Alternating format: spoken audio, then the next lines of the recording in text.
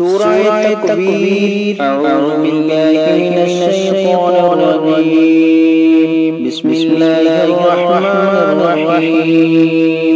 إذا الشمس كورت وإذا النجوم انكدرت وإذا الجبال سيرت وإذا العشار عطلت وإذا الوحوش حشرت وإذا البحار سجرت وإذا النفوس زوجت وإذا الموءودة سئلت بأي ذنب قتلت وإذا الصحف نشرت وإذا السماء كشطت وإذا الجحيم سعرت وإذا الجنة أزلفت علمت نفس ما أحضرت فلا أقسم بالخنس الجوار الكنس والليل إذا عسعس والصبح إذا تنفس إنه لقول رسول